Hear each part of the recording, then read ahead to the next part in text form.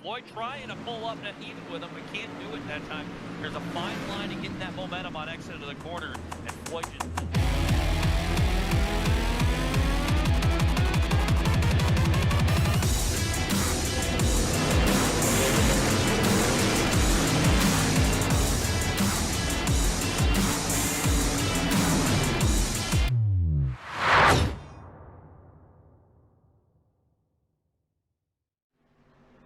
Hello and welcome back. It's feature time here in the dirt track at Charlotte. Can't wait to get going. This has been some spicy heats and B-mains.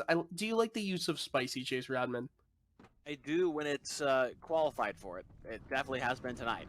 Yes, it definitely has been. We haven't had really, I think we've had one yellow, knock on wood, in this race, and it was the first lap of the first heat, if I recall. Yes, I think you are right. It's been pretty clean so far tonight, and we'll see if the drivers can keep that up here this evening as we'll take a look at the lineup for this one. As we got 24 starters, 35 times around the dirt track at Charlotte. The 18, or actually the 30 tonight, J.C. Floyd going to be on the pole. Next to him is the 43 of Grady Ehrman. Row 2, 23, that's Justin Hopkins, and outside of him, the 64 car, Logan Catellis. Row 3, 22, Joshua Thomas, and straight up number 2, it's Ty Dickinson. Row 4, the 5 of Ian Good, and the 37 of Brunson Benning.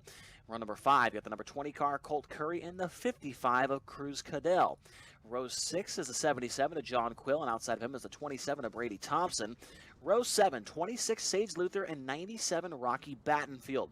Row 8, 84, Bryce Dickinson, and 28, Dylan Petty. Row 9, 52, Billy Northcutt, and 05, Isaac Salas. Out of the last chance showdowns, the 002 car, actually those last two were also out of the LCS, Clifford Bellamy and Kyle Jarrett in row 10, then Ronald Piles, Tyler Jackson, Dustin Fryer, and Drew Hopkins. Now, we got 58 point swing right there, and it would come down to, as the green flag is out, I think 37 points could be the difference between J.C. Floyd and Kyle Jarrett at the end of tonight if it's first for Floyd, as he's in, as the green flag has already dropped, and 24th for Kyle Jarrett, who's in 20th. All right, let's see what happens. The green flag is out, and J.C. Floyd looking to lead lap number 1, and he will do so. Behind him, Grady Ehrman running in second. Third spot's Hopkins. Fourth is Thomas, and fifth is Logan Catellis at the conclusion of lap number 1. Jarrett is up to 18th, and he's right in front of an incident. Yellow flag has come out, and he might have a little bit of damage on the front. I don't think he has pretty much anything, but that yellow comes out right in front of him. That's what happens when you're in the back. You know, we hope to have another one here tonight, and another one even later tonight at Williams Grove as we go green, and Floyd immediately clears himself and goes straight to the top in front of Grady Ehrman here into turn number 1, and the cushion has built up significantly on that end of the racetrack here, and it looks like it is the preferred groove, at least in 1 and 2. Man knows what he wants. J.C. Floyd is off and away, leads another lap as they're 2x2 behind him. Again, let's take another look at where Kyle Jarrett is. He's at 17th. He's mired in the middle of tons of traffic. And Tyler Jackson, I believe, is is right behind him. Yeah, Tyler Jackson. Oh, 4 wide for second. They're going to wreck him down the front stretch. No, they're not. They're going to hang on. Catellis got into the side of Hopkins along with Ehrman and Thomas. They all kept going. They were 4 wide off the corner, and that's just what this place produces as far as racing. You can go 6 wide around this place and still have plenty of room. Absolutely. Catellis was definitely the benefactor of the top 6 invert in the heat. He started first in heat number 4. He also won the heat, so he was able to hold his position strongly. That's why he's here fighting for a chance to be in the podium. Yeah, absolutely. He's done a great job all the way through these first 6 laps. And like I mentioned, the drivers, they've cleaned it up here a little bit. We've gone 7 laps now, only 1 yellow. Guys bouncing off the wall, but that's all right as Floyd is out to just about a 1 second advantage. And I just really can't see anybody, you know, close. Maybe Cruz Cadell that could track him down. I mean, Jarrett and Jarrett and Jackson just hit each other again. Really, are they talking to each other in the in-game chat or no? Oh, I'm looking back here, and it is an absolute hornet's nest back here with Jarrett and Jackson as they see cars in front of them 3 wide, 4 wide, all over the place. This is just crazy. This is what we're talking about. How wide this track is leads to great racing. It also leads to us saying the wrong exact position that these drivers are in until they pass the line again. Wow, wow, wow. And now Drew Hopkins makes his way by. Oh, 4 wide. Whoa. This is Man, fun. Can we have Charlotte. picture-in-picture for every single position here? I think we need a couple different cameras to catch all the action that's going on here as Jackson's... Oh, no. Oh, Kyle Jarrett is in the wall. He spun out a man. He's going to get We are heading back to the green. Hopefully, we can get some laps strung together here. 23 to go as Cadell does not get going on the restart. Ehrman goes by. The only one that wants these green flag laps to keep going right now, or doesn't want these green flag laps to go, are pretty much JC Floyd, because Floyd wants to keep that first place position. I know him as a driver, him as a racer, he wants to race, so he wants to see some racing, but it doesn't hurt to have a few more laps, where he is still in the lead. Maybe one lap cut off of each caution. I think he also likes to race because he knows he's got a really fast car as well. And when I've been in that position here on iRacing. If you got a fast car and you want it to stay green because you know that, you're in a good spot to win this thing. So now look at Cadello. He is definitely keeping him honest here and keeping him within striking distance, only a half car length behind him. And man, Cadell, he's got a good car. If he started 10th and he's up to second, he was in second by like lap 10 in this thing.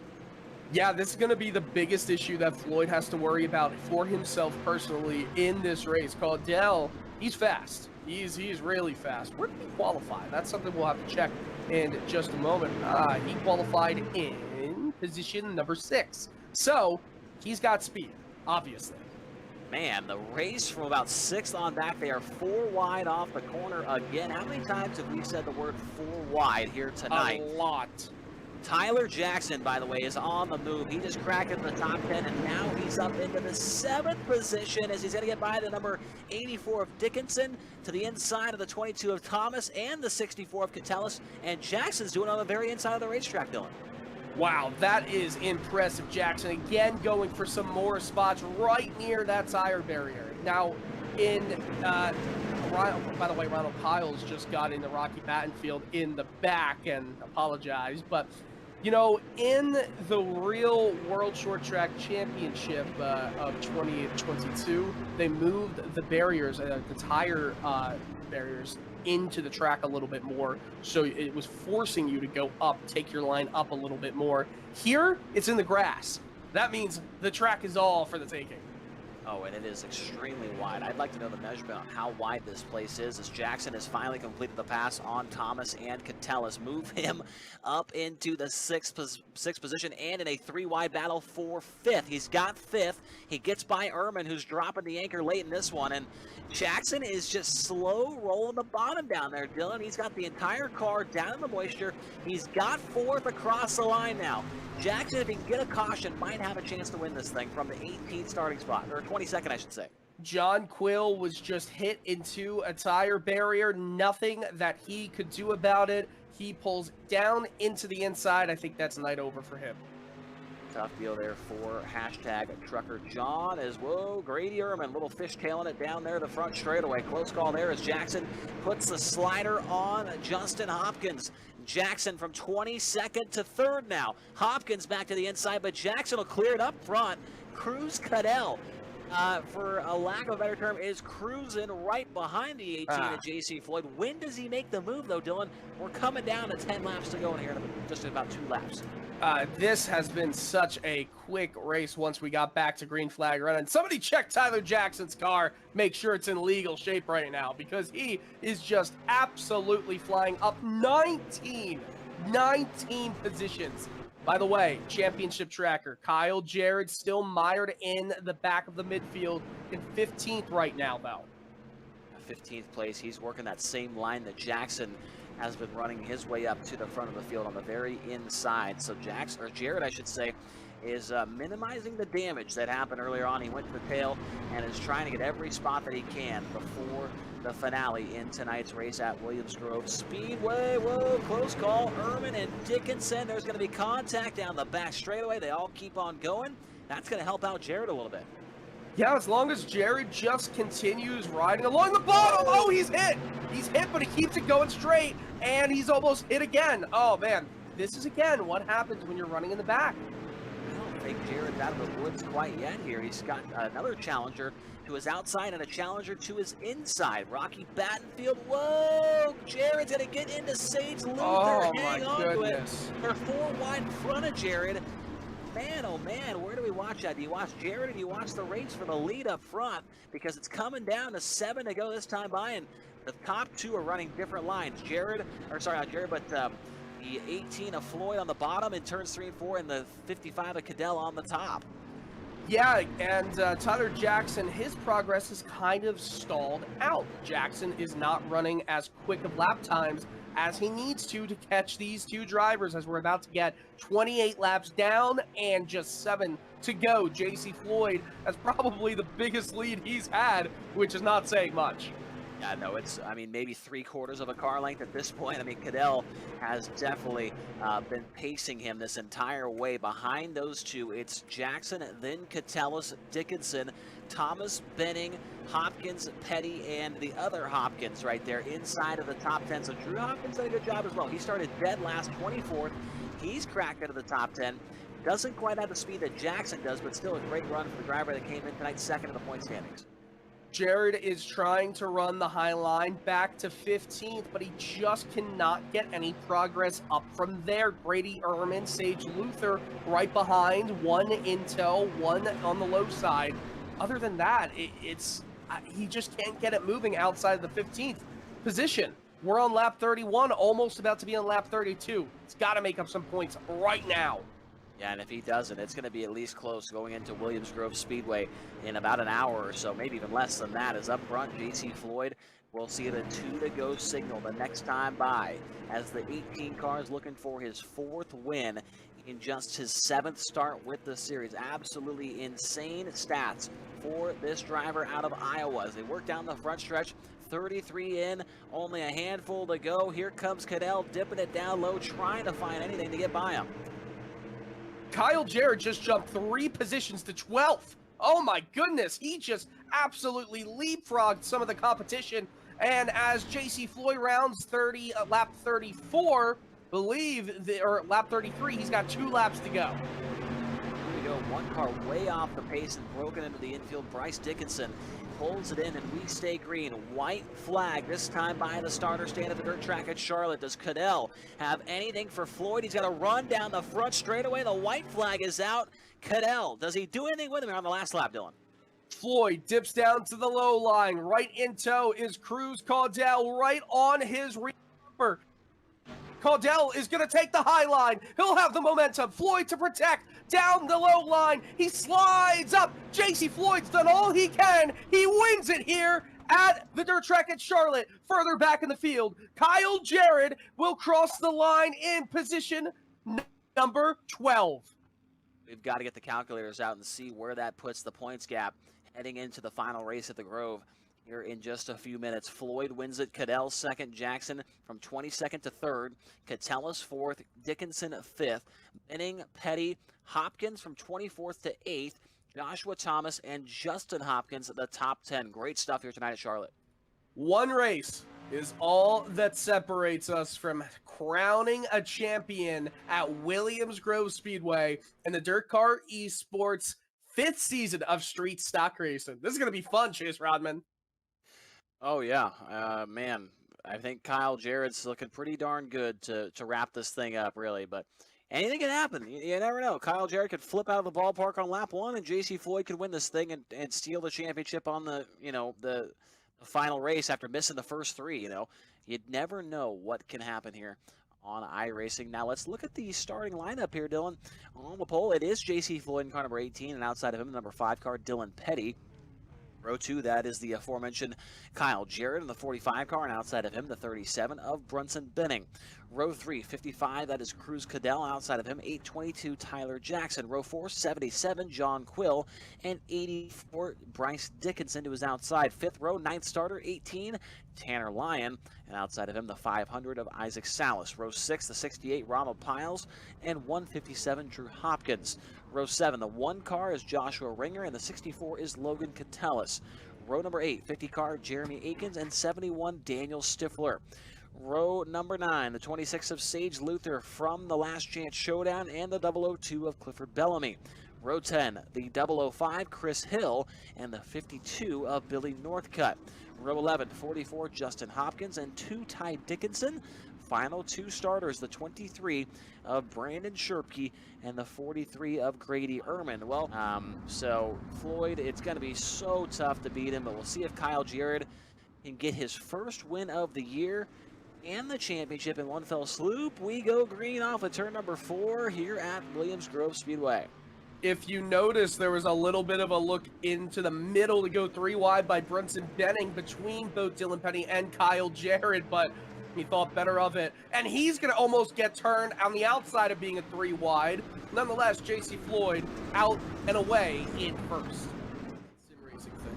My bad. Yep, here we go back to the green flag. JC Floyd halfway home in the final race of the season with the Dirt Car Esports Street Stock Series. And once again, Floyd gets a good jump. Another good jump for both Floyd and Caudell, as Chris Caudell is going to be 3 wide at the top for a moment. But look who had an even better jump. It looked like Brunson Benning right there as well with Caudell. So not too easy for Caudell to necessarily get away from this third and back running bunch of bees. John Quill unhappy. Tanner Lyon says, it's my bad, I'm sorry. And there you go, another yellow. Just what we needed was another caution flag here at the biggest track on the schedule. Quill, yep, went around off the front bumper of Lyon there, and John Quill has every right to be upset there. He was racing with the 44 of Justin Hopkins, and well, a little bit of a shot in the shorts. Actually, I'm not sure why Lyon was saying sorry. That was the 5 of Isaac Salas who got in the back. Look at the replay here. I don't know if you saw it, but Salas just ran right in the back and turned him around. Checking it out right now, John Quill's been on the bad end of a lot of incidents in the 2 races tonight. Yeah. Yeah, I could see it was kind of a check-up palooza right there. What? A check-up palooza. Oh, I heard you. I just had to hear you say it again. I'm so proud I came up with that. Check up Palooza. Now, get back to the Wawa talk. What do you order there? Chicken sandwich with provolone cheese and ketchup. Really? And grated Parmesan. Wow. That's quite the order. It's quite the order. It is. When I go there, I get one of those rice bowls. Oh, wonderful. Wonderful decision. Wonderful choice. When the rice is cooked, it's good. When it's not, it's not. You're right. In that situation? Yes, and I'm actually sitting right next to an unopened Outback Steakhouse rice thing, assorted rice, and I'm so excited to eat that. Wow. So excited to eat that. Yeah, right? Rice? Nice. Oh, yeah. I guess it is past dinner time, honestly. Yeah, for me, right? It's 10:18 here, and what, 7:18 for you over there? Yeah, you can just start eating while you're broadcasting if you want. Fair enough. I got to be up at 6 a.m. to head to the race shop tomorrow. Oh wow, what's going on there?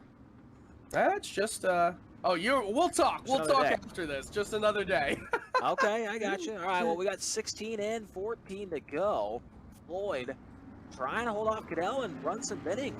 A pleasant surprise in this race, running in third and challenging Cadell for second before that yellow came out. Let's see if the drivers can hold it together and get us a couple laps scored and in the books here. Everybody's going to make it down the front stretch clean and through 1 and 2 clean. So that's a good sign. Yeah, good sign for all. And I just confirmed with our race officials, and it looks like the math is correct. So, again, 22nd for Kyle Jarrett is enough for him to win the championship.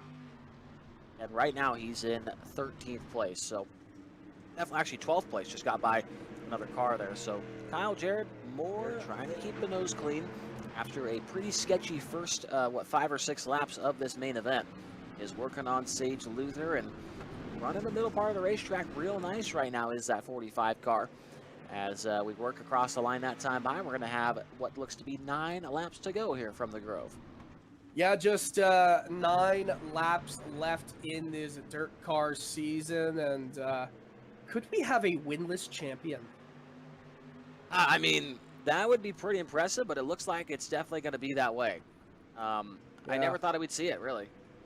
Yeah, and I mean, we talked about could potentially JC Floyd win this championship when he was starting his season with the wins and everything. We didn't think it would be this close. No. Coming down to it, I mean, right now he is doing all he can to secure his potential championship fight. I mean, Kyle Jarrett, again, you know, if there could be something crazy where he gets into a wreck or something like that, but right now, Jarrett is in position to win the championship by around 11 spots. Yeah, he's looking really good and no issues right now. He knows what's going on. He knows what's got to happen for him to win it. So Jarrett's going to take it easy the rest of the way unless somebody really, really wants to make it interesting and runs into the back of him. Probably not going to happen. If we come by this time by 6 laps to go for JC Floyd.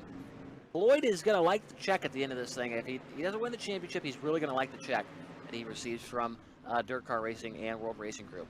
Yeah, you're not wrong about that. He's going to receive a very nice check as there is a spin right next to Kyle Jarrett. Oh, goodness. And it looks like Daniel Stifler, am I wrong? I think you're right. Sage Luther, I think, too. And John Quill again, your buddy. Oh, John boy. Quill can't catch a break tonight. Let's take a look at what happened. What's John Quill saying? He can't afford any more of something. Probably incident points. Something like that. Jordan just said that's probably as close as you could come. Yeah, I just watched the replay. John Quill barely stopped to miss Daniel Stifler spinning out right there. And, man. He said, John Quill said he pushed the brake so hard that he moved it on the carpet that he's racing on. And, Jordan DeLucia, yeah, me too. I'm getting used. I downgraded from Fanatec to Logitech just for the time being, just for ease of use. And I keep trying to push as hard as I can because I have the Fanatec load cell pedals. See, I wasn't a fan of that. I've always Really? watched. I like the easy to push brake pedal. That's fair. I mean, it's just different, right? Like, it's different in how you use it. I just liked and got used to the load cell. Now, let me ask you this: are you a iRacer with socks on or off? I'm an iRacer with both socks on and sim racing shoes. I swear. Oh, I got you're one of those Sparko guys. shoes. I am, but I don't use them now because I don't have to. Well, you had to with the other pedals. It just helped when it came to gripping onto like like I had a huge sim rig and I sold that. And I had the load cell pedals, which of course you had to push down hard. So it just felt more comfortable to use the racing shoes, and it felt more like a try-hard. So, Oh yeah, with the shoes, I'm sure. You know, I used to have a Logitech G27, and okay. the pedals on that deal, when I bought it, I was like super excited. The wheel was nice, blah blah blah. I went to press the brake, dude, and I literally had to change the mapping for the brake pedal to the clutch pedal because it was just too hard for me to press. Like it wasn't consistent with it. It was just too much. Changed to the clutch pedal, and then eventually sold the G27 and downgraded to a Logitech Driving Force GT, and I've had that ever since. Oh, I had a Driving Force GT. That was an amazing wheel to use. Oh goodness. That's 200. What is it? $200? 250? Something maybe? like that. I wonder what all these drivers are using right now as the green flag is back out. And there was some contact between Tyler Jackson and Cruz Caldell on the restart. Yeah, they got together a little bit there, right rear to left rear, but they were able to keep on going. Let's see if we can finish this thing off and cap off the season in a good way with the Dirt Car Esports Street Stock Series. Everybody's pretty single-filed out. JC Floyd. Look at Tyler Jackson, though, trying to step it up to the top side and make it a little bit of a show here at the end. Hey, that's a side we haven't really seen from all these drivers here as Jackson has to deal with Brunson Benning on the inside. Then he goes immediately down low, but Caldell said, nah, I knew you were doing that, and cuts off anything he could do. Jackson blinks a little bit. there's just 4 laps to go, 3.5 now as we cross underneath the bridge. I like this line from Jackson. Bottom in 1 and 2, top in 3 and 4. Gotta He's try working it. something different. Yeah, you gotta try something different. You want to pass these guys, but it just does not look like it's in. Look at the run he gets down the straightaway, though. That is pretty impressive. It's just he cannot maintain that speed in the center of the corner. Loses too much ground. Now tries the top in 1 and 2. Okay, Jackson, we see you. Yeah, I don't think that was the exact entrance or exit he wanted to use. I think it was just because Caudale is going down low. He had to think of something different. You can't gain speed if you're going the same way, but be careful that you don't lose that side-by-side between you and Brunson Benning coming down the front stretch, because then you could find yourself behind a driver. Now Jackson goes back to the middle part there in 1 and 2. Did not like the top last time, and they, oh, we're gonna have a green-white checker. The yellow's out. We've got, we got one car into the infield in turn 1. That's Billy Northcutt. 52 car was running 8th at the time. Got together with Ronald Piles, and what do you know? Right in front of Kyle Jarrett. Kyle Jarrett nearly got taken out in this one, as Bryce Dickinson actually will be the culprit in this one, the EOL receiver, as he ran into the back of Ronald Piles, spun him sideways, and collected Northcutt. So the 84 car, more than likely, if I were to guess, will go to the tail for that incident. And this is just another way that Kyle Jarrett is going to keep picking up spots, who I believe is going to be in 7th place at the restart. What a recovery after being involved in 2 pretty major incidents throughout this race, and they were all almost back-to-back. He almost, went out of the ballpark earlier in turn 3, and then after that, there was a 9-car pileup in front of him. He was able to finally avoid that after a couple of, hits into some other guys. So Jared's been through the ringer here tonight. Not only here at the Grove, but even at Charlotte, he was, getting beat around a little bit too. Let's just say this has not been the easy night he thought he would have coming into it. A 92-point lead over Hopkins, a 95-point lead over JC Floyd coming into the final 2 races, both raced tonight. And the difference, I'll calculate it at the end of this race, but it's going to be pretty marginal. Yeah, I mean, after basically a meltdown at Charlotte, his point lead got cut in half, and to come back out here after that and put together a solid run, you love to see it from Kyle Jarrett. As the lights are still on top of the pace truck, I see Jordan DeLucia talking to somebody. Don't know what he's exactly saying, but maybe trying to get the lineup sorted out at the tail end of the field. Bryce Dickinson did just get that EOL penalty. Yeah, definitely seems like that's exactly what he was looking for, to try and produce blame there, and Dickinson gets the that EOL. So looking at the drivers that are ahead of Kyle Jarrett, we've got just 1, 2, 3, 4, 5. So Jared, I believe, is in 6th now. Impressive. Wow. Yeah, what a run. Now I'm interested to see what exactly Cruz Cadell does here. I mean, he's going to have one more shot at JC Floyd. Does he really want to run second to him 2 races in a row? Probably not. So I feel like he might be aggressive here. By the way, the difference right now is I believe a 23-point advantage to Kyle Jarrett.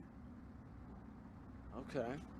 So Kyle Jarrett, and I'll tell you right now, there is one car that is laps down. So the worst he can finish is 23rd. Drew Actually, Hopkins, 22, I think. I think 22. So yeah, 23rd is. Sorry to cut you off there, Jace, but yeah. Oh no, I'm just saying, like, the worst he could finish is 23rd. He would lose the championship if he did that. But yeah, that one car lap down, he can't run 24th. It's not possible. As we are back to the green, a green-white checkered, 2 attempts. Hopefully, we only need 1. And wow, Cadell asleep on the restart there. Absolutely fell asleep right as JC Floyd put the pedal to the metal. Tyler Jackson sliding to the inside of the left rear tire. He's going to try and get a run, but he got a little bit loosey-goosey off of turn 2. Coming around the white flag, we'll see if JC Floyd can get there before a caution comes out. Cadell to the left rear of the 18 car, but not able to stay alongside. 1 lap to go in Season 5 for the Dirt Car Esports Street Stock Series. JC Floyd looking for win number 5 in just his 8th start. It'd be an impressive one if he could do it. White flag. We're going down the backstretch for the final time. Yeah, JC Floyd has the advantage. Tyler Jackson slides underneath Caudell. I don't know if he's going to have to move him or not. JC Floyd comes down the front stretch. Win number 5. He's done all he could, but Kyle Jarrett is the champion. He finishes in 6th place, just 20 or so points in front of Floyd, but it's enough to be a winless champion. This has been a presentation of Dirt Vision, a World Racing Group property. To get information about upcoming broadcasts, visit us on social media or at dirtvision.com.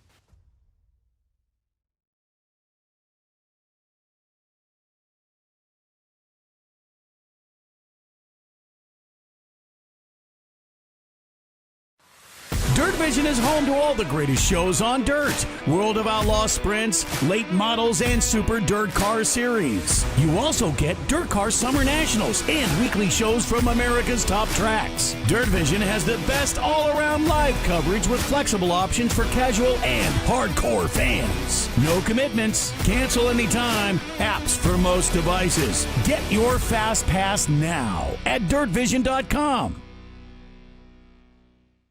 Rated E10 for ages 10 and up.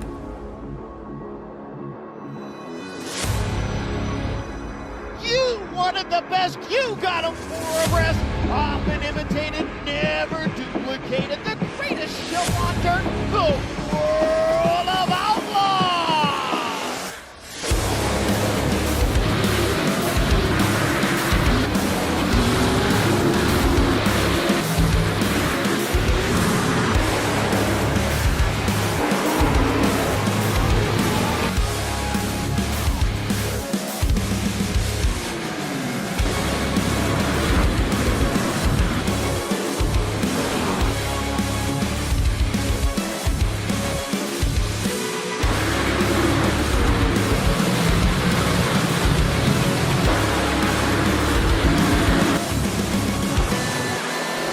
World of Outlaws Dirt Racing is available now.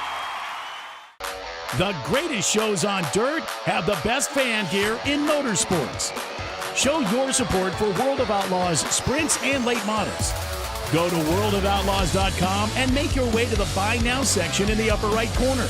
You'll find hats, shirts, hoodies, and other great souvenirs for all fans. Spend $50 or more to get free shipping. Shop anytime at worldofoutlaws.com.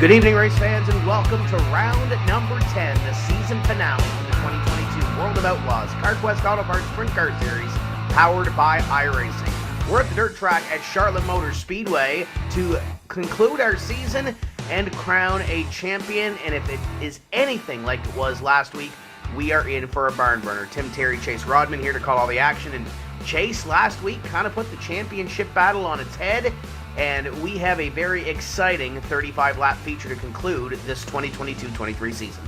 Yeah, the 2 drivers that we thought were going to be battling for this championship here tonight at Charlotte kind of got flopped around a little bit with Timothy Smith not able to make his way into the main event last week at the Wheat Sports Speedway, and that put Tyler Schell up to 2nd in the point standings, and within striking distance, I would say, of Alex Bergeron if things do not go Bergeron's way here tonight.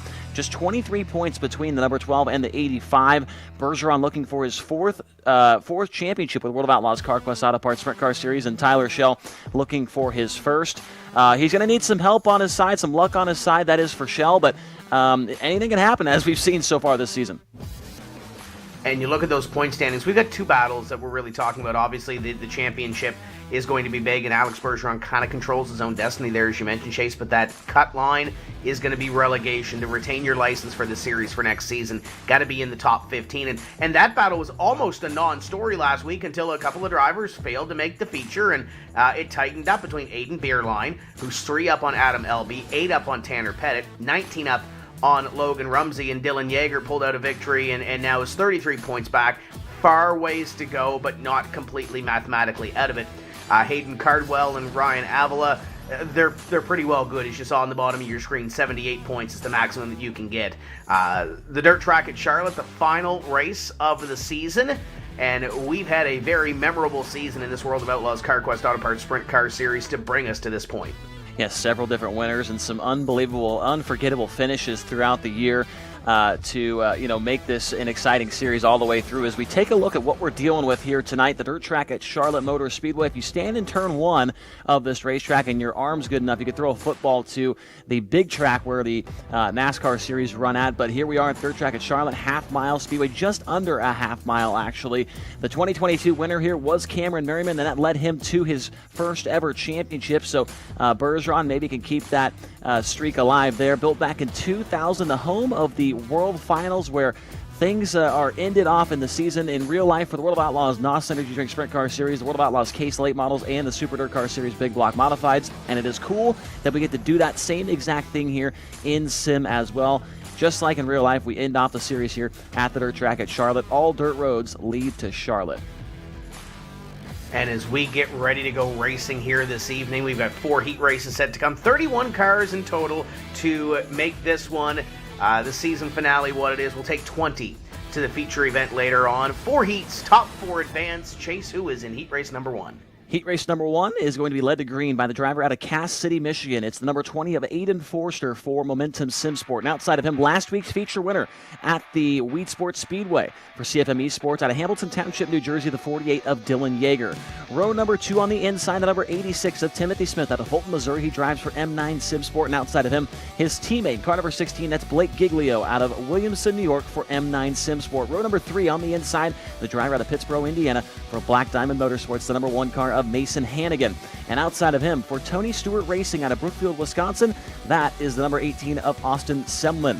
Row 4 on the inside, that's going to be the driver out of Little Mountain, Queensland, Australia for Man Up Sim Racing, the 42 of Paul Bryan. And your final starter for this one from Watertown, Wisconsin for Momentum Sim Sport, the 39 car, that is Andrew Heffler. So 8 cars in this one.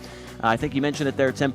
30 cars are on the the grid here, or 30 cars, I should say, are in the server, ready to go at it for 4 heat races, 2 last chance showdowns, and then a 35-lap feature to end the 2023 season with the World of Outlaws CarQuest Auto Parts Sprint Car Series. As you can see, it is a beautiful day here in Charlotte, North Carolina, the virtual Charlotte, North Carolina.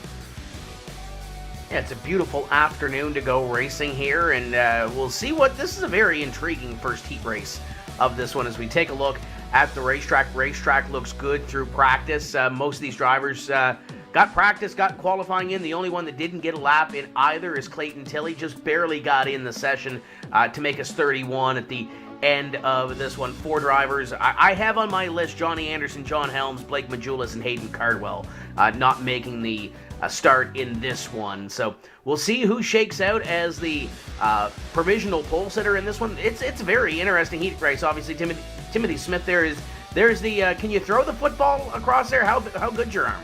Okay, my arm probably not that good, but it's pretty close. I mean, you could maybe I could run over there probably, Tim. I might be a little bit tired by the time I got over there, but I could definitely run to the big track. And I am not by any means a long distance runner, so it is a pretty short distance over there to the big racetrack. But I love coming to Charlotte Motor Speedway, the dirt track, I should say, for World Finals. It's always a spectacular event every single year. And usually it's the track where we crown the World of Outlaws CarQuest Auto Parts Sprint Car Series iRacing champion, but this year a little bit different, as we will be doing that at the Dirt Car Nationals at the Volusia Speedway Park here in just about 2 weeks. And for more information on this series, if this is your first time watching, unfortunately it is the last race of the year, but you could still go to iRacing.com/WOOSC. Check out who won all the races. It's got all kinds of stats with who's led laps, who's ran top 5, who's won a race, and things like that. So a lot of helpful information there. I'm actually looking at that screen right now. It is great for an announcer. As you can see, the field rolling through 3 and 4 on their first pace lap. Driver outside the front row, Dylan Yeager, Tim, the winner last week at Weed Sport. He's actually the most recent winner in World Championship competition here at Charlotte. He did it with the World of Outlaws Butt Kicker Late Model Series a few months ago, back in 2022. Coming in on a wave of momentum and trying to get one more victory. Timothy Smith inside of row number 2, trying to throw the Hail Mary after last week and try to get what he can to pick up a championship and maybe get a little more out of the season when it comes to championship money. As the pace truck is off, it's the 20 of Aiden Forster getting ready to see the green flag. He is gone. Green flag flies. We're underway in heat race number 1 of the dirt track. Forster, I should say, out to the early race lead, followed closely by the number 48 of Dylan Yeager, third spot, the 86 of Timothy Smith, and it's the 16 car of Blake Giglio in the final transfer spot behind him. Close battle for the 5th position. Mason Hannigan and the 18 of Austin Semmelman right there. Now they're 3 wide off the corner. Wow, Semmelman barely squeezing in there between Hannigan and the 4th place car of Giglio. They all hang on to it and keep on going. Giglio currently in that 4th place position, trying to get up here in this 10-lap heat and make something happen. Yeager currently in the runner-up position. Forster is creeping away from this little pack that's battling for that 2nd place spot. There's Paul Bryant. Paul has some work to do.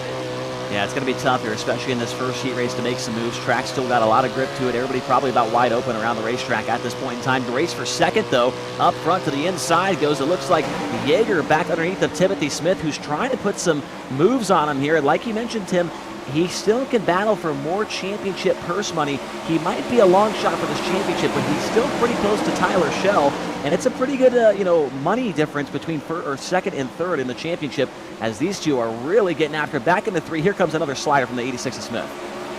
The 48 of Yeager was running the boards a couple laps ago and got a little bit close to that wall. The 86 going to try to drive it back down the hill and make something happen. The 48, handful of steering wheel on the outside as you ride on board with Dylan Yeager, trying to get back and make something happen. And the birds are kind of calm so far. Nothing's been really angry about this drive so far, besides the fact that he's got a little bit of a saw on the wheel.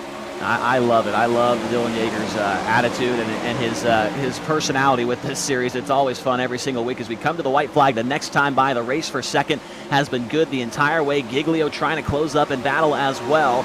Up front, it's all about Forster. The white flag is in the air. Who is going to finish 2nd? That is the question. Yeager gets back in front of Smith, who crosses back to the inside, down the back. Oh, contact. They get together in the final corner, and I think that's going to work in the favor of Timothy Smith. Smith able to take that position away from Yeager at the end of it with that little bit of contact. Yeager not able to get back down the hill to make that move back on Timothy Smith. Forster wins. Smith, Yeager, Giglio top 4. Semmelman, Hannigan, Bryan, and Heffler will have to come through a last chance showdown to try to make the season finale feature here at the dirt track at Charlotte. Heat race number 2 set to come to the grid.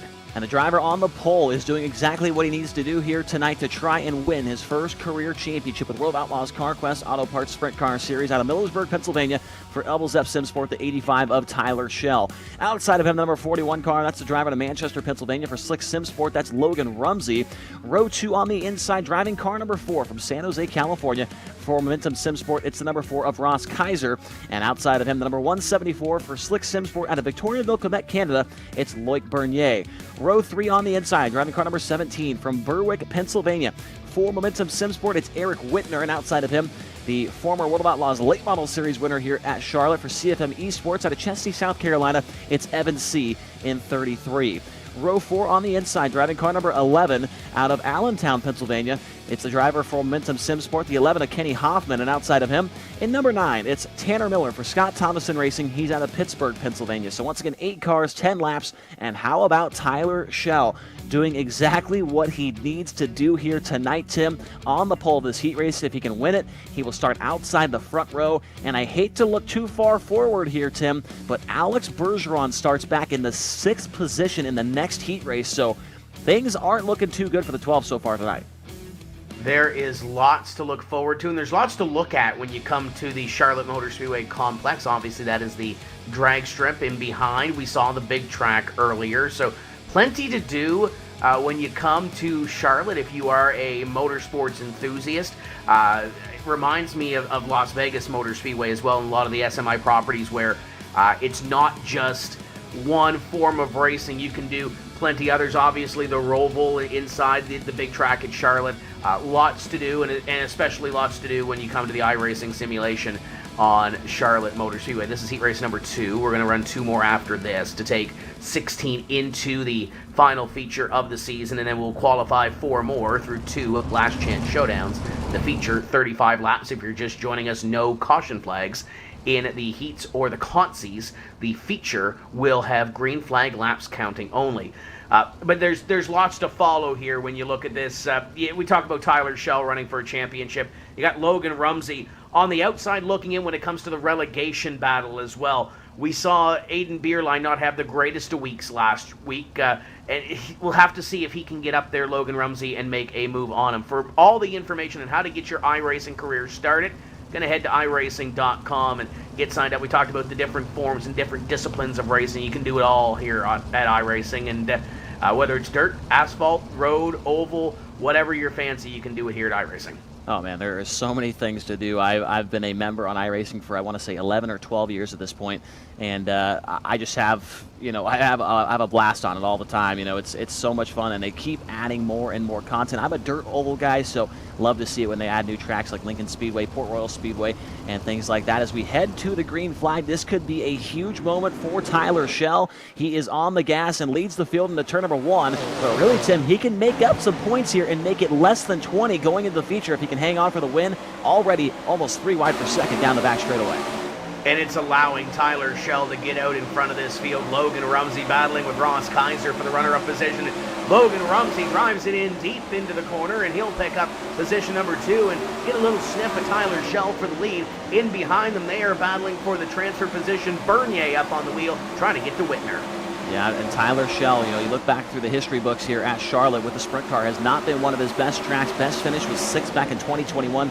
Meanwhile, Bergeron, multiple top 5s. He's got a win back in 2018. So Schell looking to turn the tables here as far as the statistics go. As we ride on board with Evan C., he's back in 5th, has to get by 1 more car if he does not want to run the Last Chance Showdown. C, I mentioned it on the grid, a winner here with the late model series a few years ago, trying to get by the 17 of Eric Whitner off of turn number 2.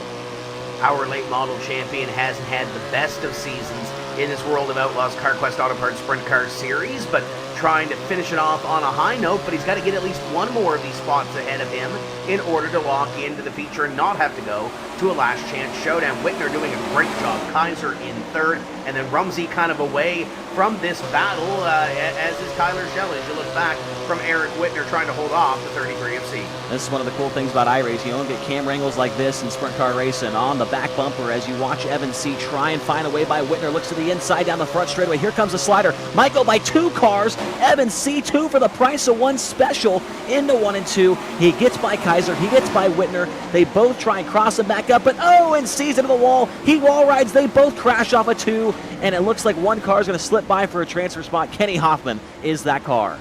Yeah, Kenny Hoffman got a little bit of a piece of that as well, so we'll see if he can hold on, see if there's any damage to that race car, but there it is on your screen, currently in position number 4. The good news is that he's got a lot of gap back to position number 5, which is Tanner Miller, and Miller may have got swept up in that one as well. Checkered flag just like that. This one's over, and Tyler Schell will go to the win with Logan Rumsey holding on to 2nd after those first couple laps being so strong to take that runner-up position away from Ross Kaiser. And Kenny Hoffman, out of nowhere, picks up position number 4. Miller, Whitner, C, and Bernier will have to come through a Last Chance Showdown. Just like that, 2 heat races are completed. Heat race number 3 is coming up after this.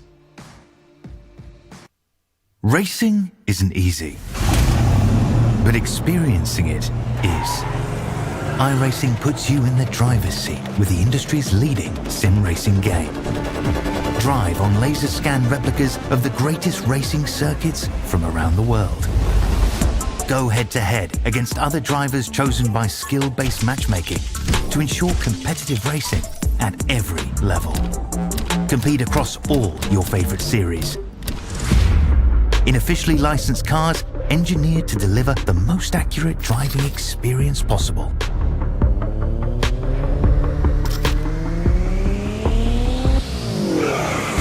Join a race or host your own with players from across the globe.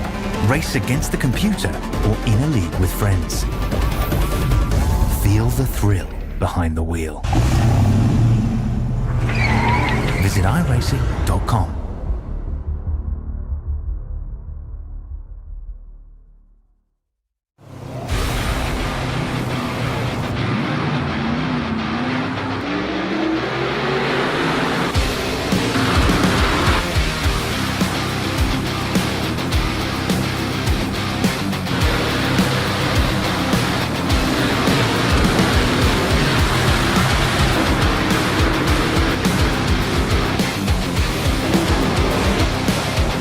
World of Outlaws Dirt Racing is available now.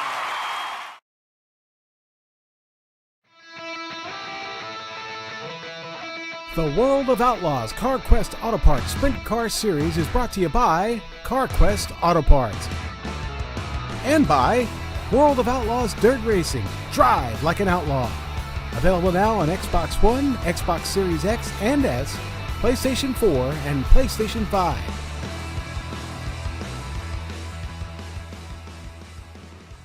Welcome back to the dirt track at Charlotte as we get ready for heat race number 3, and there's a lot of big names in this one, Jace. Yeah, here is the lineup for this one. On the pole, driver out of Mount Airy, North Carolina for Swindell Speed Sports. That's the 00 car of Kendall Tucker.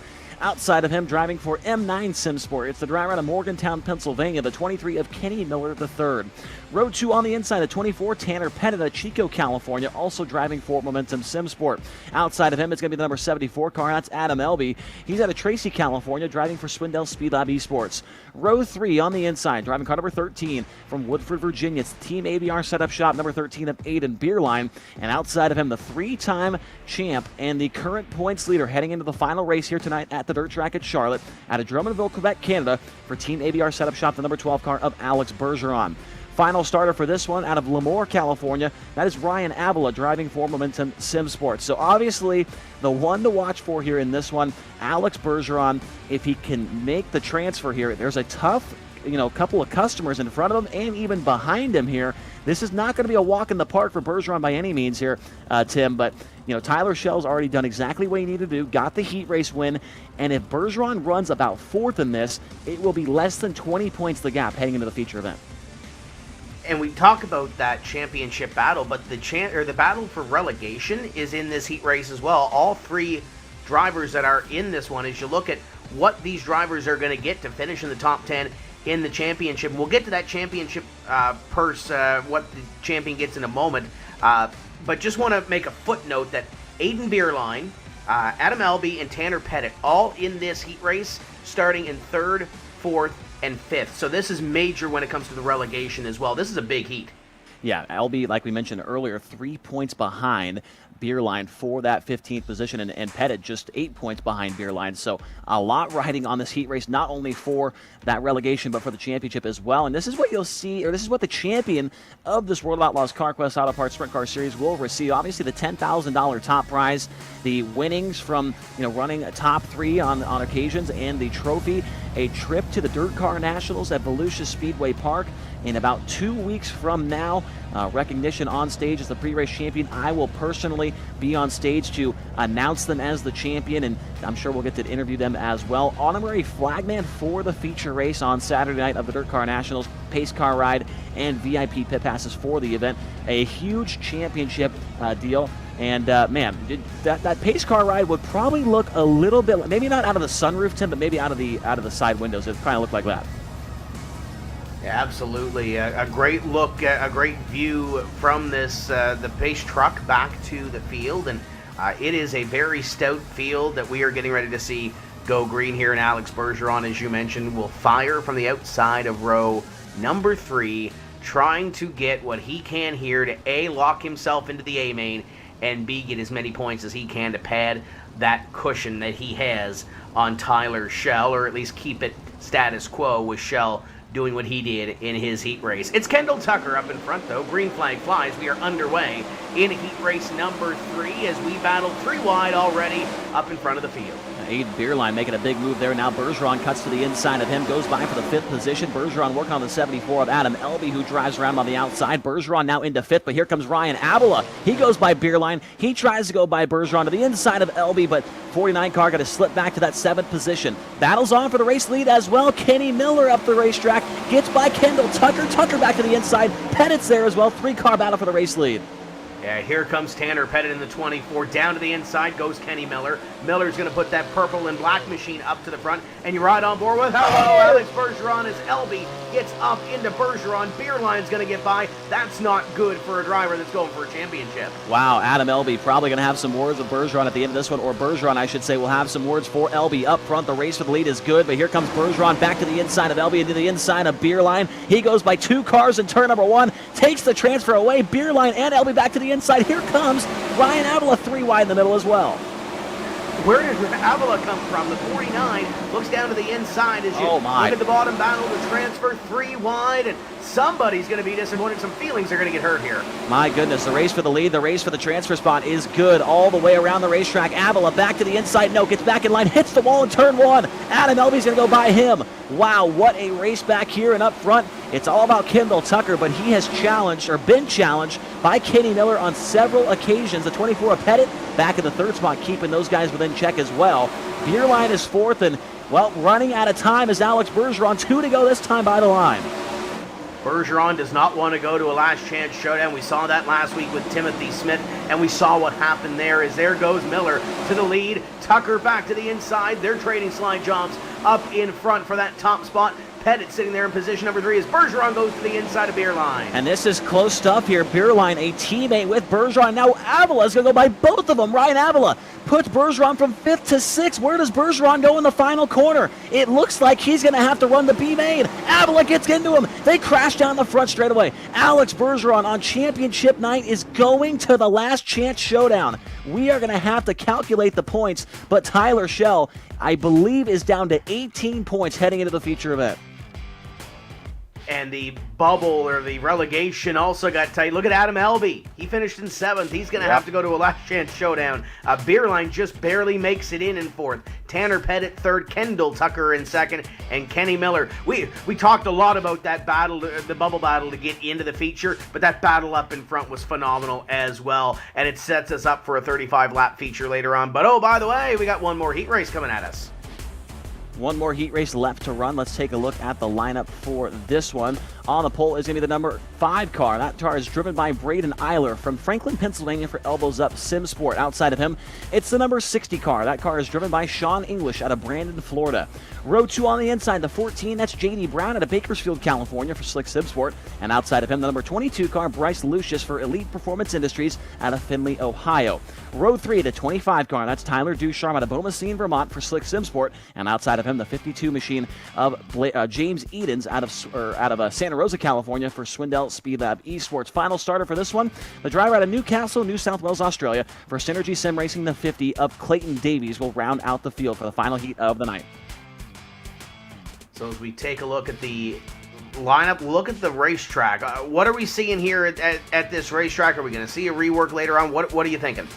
Well, taking a look at it right now, I mean, I feel like it's in great shape, but I guess we'll really have to decide I guess the officials will have to decide what they're going to do at the end of those 2 last chance showdowns. In my opinion, it's shaping up nicely. The bottom is not going to start coming in until it gets a little bit slicker than this, and so far I feel like it's been kind of a top dominant racetrack. We've seen a lot of sliders, and that is due to that top side being dominant. You see a lot of slide jobs, but these drivers want to be able to work a couple different lanes. They don't want to have to slide somebody every single time. So we're waiting to see it get a little bit slicker here, a little bit slicker, and then that bottom will come in, hopefully, in the feature. But we'll have to wait and see what the iRacing officials decide to do, because obviously 35 laps is a long time around the dirt track at Charlotte Motor Speedway. So they want to make the right decision, especially with what is on the line here tonight. You want to be able to give these drivers, Tim, the best track they can possibly get to make passes for, potentially a championship or that relegation line as well. So you don't want to give them a track it's tough to pass on. That's going to be a tough decision later on after the 2 last chance showdowns. But we are rolling for heat race number 4, the final one of the night, and the weather still looking pretty good. Absolutely it is. As you look at this field for heat race number 4, final heat race of this season for the World of Outlaws CarQuest Auto Parts Sprint Car Series powered by iRacing. And we've got some drivers in here that are looking to make a final statement on the season. Sean English is kind of had an up and down year. Going to start on the outside of row number 1. Braden Eiler in the 5 right there as well. J.D. Brown, always one to watch. Bryce Lucius had a pretty good run last week to put himself into a feature and put himself near the front. He's going to try to do the same thing here, and keep your eye on James Edens, multi-time winner this year. Starting on the outside of row number 3. He's got some work to do in this 10-lap heat as the pace truck will peel off this time by, and we'll get ready to go racing. It's Eiler and English, final heat race, 10 laps the distance, to set 4 more positions into round number 10 at the dirt track at Charlotte, and Eiler is gone. And look at the start by J.D. Brown to the inside. Green flag flies, and Brown is on it. Yeah, J.D. Brown was ready to roll right there. Got quickly by the 50 car, or the 60, I should say, of Sean English. They are side by side for second. Now Brown wants the lead to the inside of Eiler. Man, every heat race so far tonight has been an absolute barn burner. From, second even? I mean, I guess through the whole field, the transfer spot, the battle for the last transfer, the battle for the lead has been good all night. 3 wide for second. What a move up the racetrack for Tyler Ducharme, who started back at the 5th position. He's up to second. They get together down the front straight away. And Lucius had a run through 3 and 4, was able to get up there and battle with these guys, and now looks to the outside one more time, going to get up to the boards, and they go 2 wide in front of him to try to make something happen. Sean English trying to hold on. Yeah, wow, English goes from the front row back to 4th, and now looking for the 4th spot is the 22 car of Bryce Lucius to the inside. Oh, English on the wall right there, off of turn number 4. Lucius is going to go by, and Bryce Lucius has the final transfer spot in car number 22. English in trouble. Here comes Clayton Davies. He goes by him, and now looking for the 4th spot. He's got it off of turn 4. Lucius drives it down to the inside to try to take that position back. He will do so. Can Davies get back and make something happen here? Great run in the middle of 2. Going to try to do something here through 3 and 4 to try to get that final transfer position. You see it up the road. It's kind of status quo. Here's Sean English right on board with the battle in front of him is the battle to transfer. I like what I'm seeing from Clayton Davies off of turn number 2. Ran the bottom, ran the top on entry, and then cut it down to the inside on the exit of turn number 2. But it looks like Lucius just pulled away. Oh, a little contact up the road. James Edens threw a slider on Tyler Ducharme and parked it on the nose. Edens takes the 2nd spot, but back here, you look at the 50 car of Davies on the very inside of the racetrack. He is catching up to Lucius for that last transfer with 2 to go. It's going to be a battle to transfer as you see James Edens pull away. There's Lucius on your screen. The white 22 is your bubble car as they'll combine this time and take the white flag, and English down to the inside of Davies and behind, trying to get up there. They're going to trade that position number 5, but that is what it is as Braden Eiler comes through corners number 3 and 4. He will take the win in heat race number 4. James Edens with a late move picks up 2nd on Tyler Ducharme, and Bryce Lucius to 4th. Davies and English were back and forth at the end of that one. It's going to be Davies over English for 5th, and J.D. Brown completes your field. Heat races are completed. 2 last chance showdowns to set the field for round number 10 coming up in just a moment. Racing isn't easy, but experiencing it is. iRacing puts you in the driver's seat with the industry's leading sim racing game. Drive on laser scan replicas of the greatest racing circuits from around the world. Go head to head against other drivers chosen by skill-based matchmaking to ensure competitive racing at every level. Compete across all your favorite series. In officially licensed cars engineered to deliver the most accurate driving experience possible.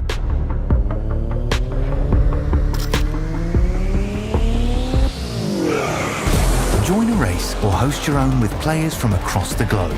Race against the computer or in a league with friends. Feel the thrill behind the wheel.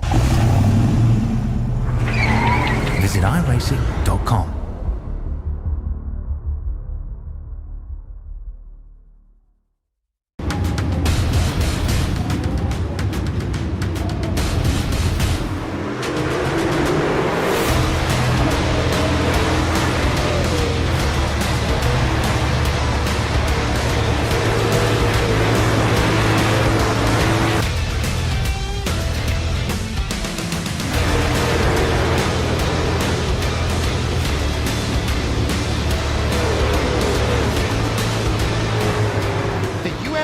modified DLC pack also features the Federated Auto Parts Raceway and I-55 and will be available for digital purchase on the PlayStation and Xbox stores this month.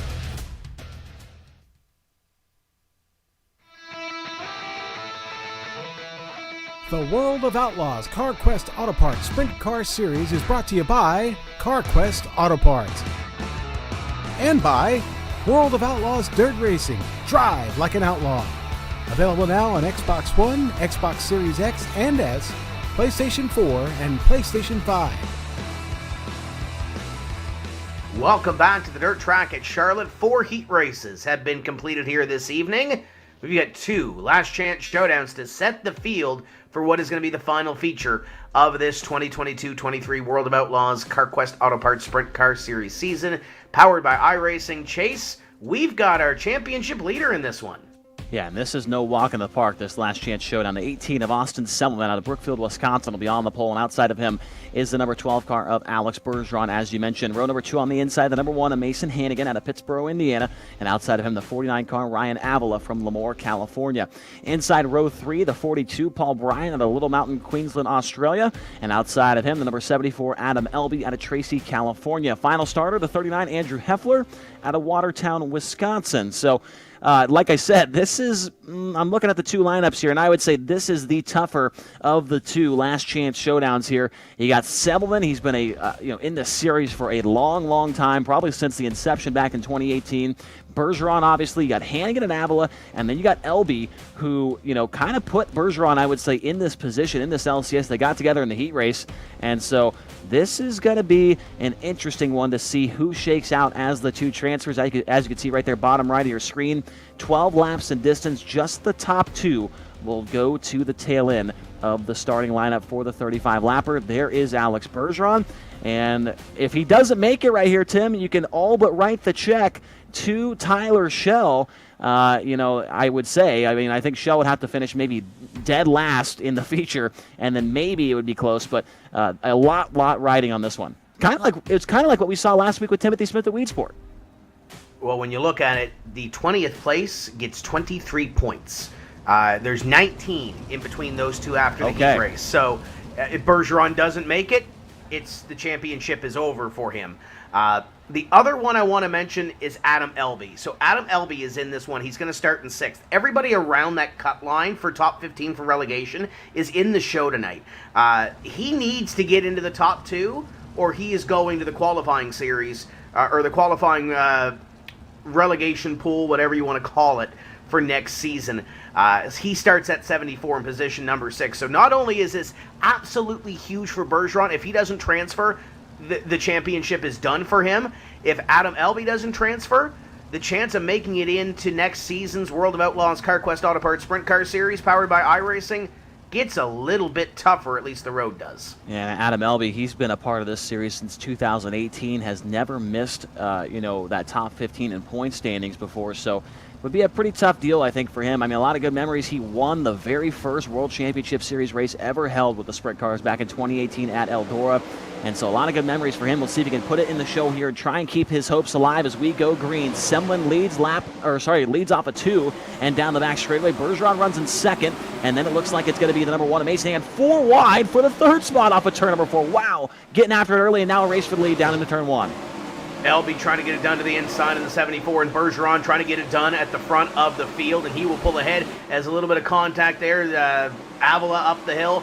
Bergeron in the 12, going to pick up the lead. Semmelman in 2nd, and now Hannigan and Avila battle for position. Well, it was position number 3 until Hannigan went to the inside of Semmelman, and he is going to make the move for 2nd up the hill. Semmelman drives it back down to the inside, wheel to wheel for 2nd. Great stuff here for that P2 spot. Here comes the 49 of Avila. He wants to be a part of the action as well. He looks to the outside. What a move right there. What a great onboard shot of Ryan Avila. Now the 18 of Semmelman cuts the lane off. Avila back to the inside down into turn number 1. Takes the 3rd spot. Looks to the inside of Hannigan. He's got to make quick work of Semmelman, but he works back to the inside down the back straightaway. Bergeron is driving away with this one as they trade sliders for positions number 1, 2, and 3, or 2, 3, and 4 on back. Hannigan has it for the moment. Avila moves into that position, He moves into third, tries to pick up a little bit of ground on Hannigan. There is your championship leader and your race leader. Alex Bergeron at the halfway point leads this one going away. Yep, Hannigan is solidly in the second spot right now, but still plenty of time for Ryan Avila to get up there towards the front of the field. And there is Adam Elby right now in the 7th spot, into the wall off of turn number 4. And man, oh man, things are looking dismal. They're looking dim for Adam Elby as he works off a 2 and down the backstretch. Got to pick up 5 spots, but I just don't see that happening here, Tim, with only 4 laps to go this time by the line. And you can kind of tell the look on his face as he tries everything, moving around lanes, trying to find something to make something happen here in the late laps of this one. This could be the swan song for LB, at least trying to make the top 15 in championship points to qualify in for next season. Alex Bergeron continues to pull away up in front. He's got 10 laps completed this time by. He'll have 2 laps to go. Mason Hannigan in a distant second by about 0.7 of a second. And Avila has been tracking him down the last 2 laps at least. He's ran better lap times. I don't think the race for second is quite over. The white flag coming this time by, and Avila is now within 2 car lengths. Hannigan's into the wall off of turn 4. Here comes Avila to the inside in turn 1. The final transfer for the final race in 2023 with the World of Outlaws CarQuest Auto Parts Sprint Car Series. We'll come down to this. Hannigan back to the inside of Avila. They'll come down to the stripe, and off of turn number 4, they get together. Hannigan hits the wall, and he's going to hang on. Wow, Mason Hannigan barely hanging on to that one, and he'll pick up the final transfer spot. Avila dug deep in his heat, dug deep in his consi, and is going to miss it by 1 position. Bergeron wins, by the way. Hannigan in second, Avila third. 4th is Semmelman. Brian, Adam Elby comes home in 6th. That will not allow him to transfer, and the top 15 is going to be unattainable, barring any sort of circumstance for the 74 and Andrew Heffler in 7th. So the battle to get into the top 15 got a little more intense there. Alex Bergeron transfers in, so there's that championship battle. Oh, by the way, we got one more LCS coming to us. Yep, on the pole of this one is the car number 9, driven by Tanner Miller out of Pittsburgh, Pennsylvania, and outside of him is the number 50 of Clayton Davies, that driver out of Newcastle, New South Wales, Australia. Row 2, the 17 car, that is Eric Whitner out of Berwick, Pennsylvania, and the 60 of Sean English to his outside out of Brandon, Florida. Row 3, the 33 of Evan C. out of Chesney, South Carolina, and the 14 of J.D. Brown out of Bakersfield, California. Final starter for this one, the 174, that is Loic Bernier out of Victoriaville, Quebec, Canada. He will be the final starter in the final last chance showdown of the season. The final 2 spots for this 35-lap feature coming up here, and you got to keep an eye on, I would believe, row 3. C and Brown are the 2 guys I'm watching for in this one, Tim. Yeah, you've got some star power in this one. You got some drivers trying to make the final feature of the season, and you take a look at the track, and it looks like we've got a little bit of a group forming here. Yeah, definitely has gotten a lot slicker here, and after watching that last LCS, I believe they are probably going to do the full reset, I would think, for this feature event coming up here. So that will definitely play into the hands of the driver starting up front, if that's the case for that feature. A fresh track where it's fast, just hammer down, and basically are wide open around the racetrack. It's going to be tougher for the guys starting from the tail. It's going to be tough to pass when everybody's that fast, but with how slick it is already, I think they're going to have to probably do a complete reset, but obviously I'm not the guy that makes that decision, so we'll have to wait and see as the field starts to leave their positioning on the front straightaway and start pacing for the final last chance showdown of the season. Crazy to say that, Tim. This season I feel like flew by already. Absolutely. Between the late models in the fall and the start of the winter, and now the World of Outlaws CarQuest Auto Parts Sprint Car Series powered by iRacing has absolutely flown by. And speaking of flying in, there's a nice little look at this field as it runs down the back straightaway on its parade lap, and they'll get the one to go this next time by. But lots of stories in this one. Davies drove hard in his heat, barely missed a transfer spot. Tanner Miller looked good. Eric Whitner, Sean English didn't get the finishes that they wanted, obviously. Late race, a little bit of fireworks there as well. So see who comes out on top of this one. There is plenty of storylines to follow, and there might be some more feelings hurt. You want to make that last race of the season. Oh, absolutely. You want to go out with a bang, or if not with a bang, at least with being in the feature event and saying that you were a part of it. So Pace Truck is set to pull in. We're about to find out who the lap 2 lock-ins will be for tonight's feature here at the dirt track at Charlotte Motor Speedway. The 9 of Tanner Miller on the front row alongside the 50 of Clayton Davies. Here we go off of turn number 4, 12 laps. Off of turn 4, we're underway. Great start for Tanner Miller. He'll pick up the lead position, and there goes Whitner down to the inside. Tries to pick up position number 2 out of this one, and look at this pack. Battling Bernier down to the inside in the red 174. Evan C there. Oh, a little contact up the hill. Wow, and C and Bernier got together big time. I don't know how they both kept on going, but that allows J.D. Brown to close up a little bit. He got by 2 cars in that little scuffle. The 14's up to 5th, and on the back bumper of Evan C. Remember, they started side by side in row number 3, and look at the second and third place cars on the very inside of the racetrack. It looks like maybe the bottom side is coming in on that end of the speedway, but sliding up is Blake Bernier trying to cut off the 33. Oh, Evan C, they get together. Bernier goes around, and J.D. Brown's going to go by both of them. Wow, there's been some fireworks in this one. We saw Eric Whitner kind of get squeezed up into the wall in one of those early speed shots. He is a lap down. He, I believe, is done for this one. In Bernier on the wrong side of the inch as well. And now J.D. Brown up against the boards, trying everything that he can to get up here to the top 2. He's got a long way to go and a relatively short time to get there. Yeah, but it looks like the top 2 might start battling here as Davies just closed up quickly on Tanner Miller for the race lead. Davies looking at the inside turn 3. This is exactly what J.D. Brown wants to see. A battle for the top spot to slow him down. Brown has got the fishing pole out trying to reel him in, but now 33 of Evan C slides in front of him. Not exactly what Brown wanted. They both battle for the lead. They battle for 3rd into turn 3. Back down the hill goes Tanner Miller to pick the lead back up. You ride on board with Clayton Davies. Davies down to the extreme inside, trying to find something on the very bottom of this racetrack. You can get by the 9 of Tanner Miller. Miller up to the outside. What a great battle up in front. The last time by for your race leader, a 13.591 for Davies, a 13.699, and for J.D. Brown, a 13.493. He is closing in quickly. The 14's got the bottom rolling off of turn number 4. J.D. Brown closing in quickly on Clayton Davies. Time is running out. 2 to go next time by, and now Brown within 2 car lengths down the back straightaway. J.D. Brown is trying to get there. There he is to the inside of Davies, trying to make it happen. They come by this time with 2 laps remaining. Tanner Miller beginning to inch away. J.D. Brown to the outside, Davies to the inside. Something's going to give here as they go down into corner number 3. They'll come to the white flag this time. Chase final lap. Who's going to take it? What a move by Davies to take that line away from Brown. Now he goes to the bottom and turns 1 and 2. Final time down the back straightaway. Where does J.D. Brown go? Back to the inside. Davies is down and they get together. Brown pushes him up the racetrack. Down the front straightaway, drag race to the line, and J.D. Brown's going to steal it on the final 20 feet of the race. Wow, Brown got him by about 100th of a second across the start-finish line. It almost looked like J.D. Brown was going to push Clayton Davies with that little contact that they had in 3 and 4 to push him ahead. But J.D. Brown able to get the spot at the end. Tanner Miller wins. J.D. Brown transfers. Clayton Davies does not. Evan C. does not. Sean English, Eric Whitner, and Loic Bernier, your field in LCS number 2. Qualifying is over for the season. The final feature of the 2022-23 World of Outlaws CarQuest Auto Parts Sprint Car Series season. That's how close it was to make the final feature of the season. Those 35 laps are coming up next. Racing isn't easy, but experiencing it is. iRacing puts you in the driver's seat with the industry's leading sim racing game. Drive on laser scan replicas of the greatest racing circuits from around the world.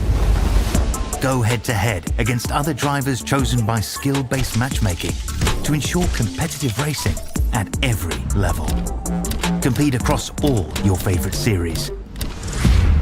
In officially licensed cars, engineered to deliver the most accurate driving experience possible.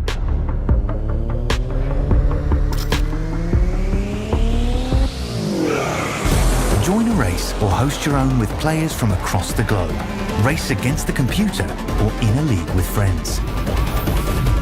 Feel the thrill behind the wheel.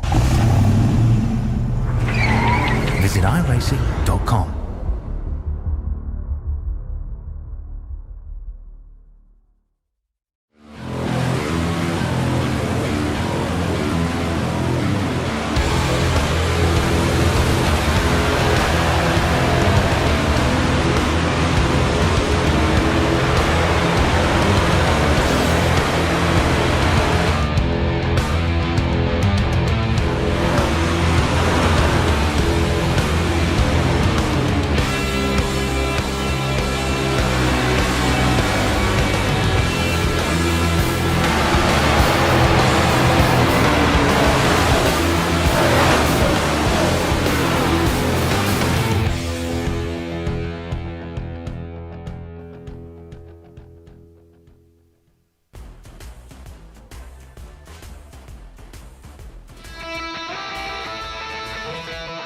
The World of Outlaws CarQuest Auto Parts Sprint Car Series is brought to you by CarQuest Auto Parts.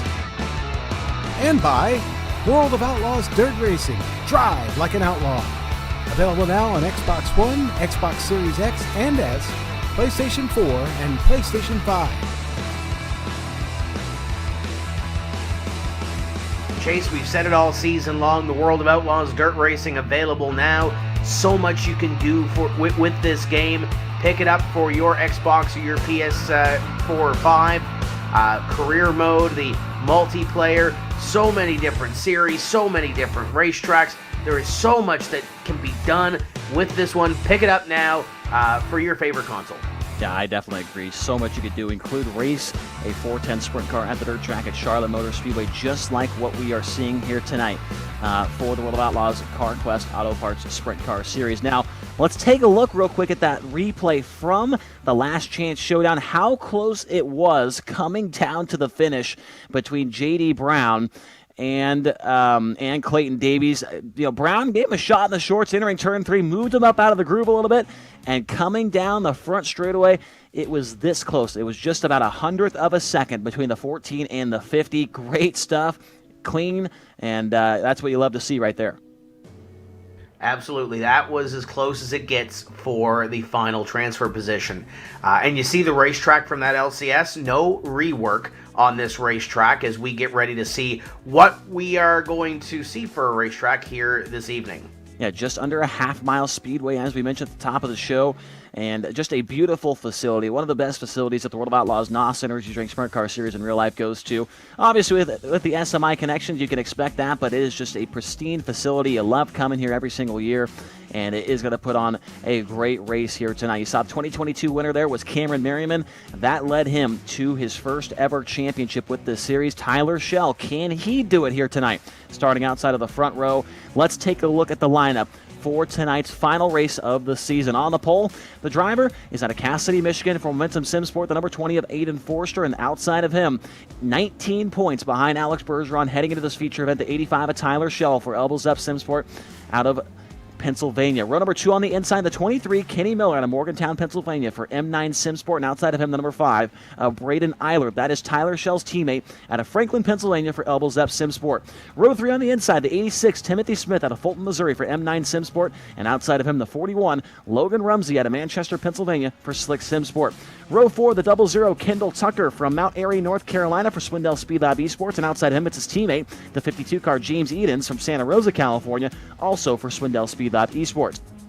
Row 5, the winner last week at Weed Sport, the 48 car Dylan Yeager out of Hamilton Township, New Jersey for CFM Esports, and outside of him, the number 4 car Ross Kaiser for Momentum Sim Sport out of San Jose, California.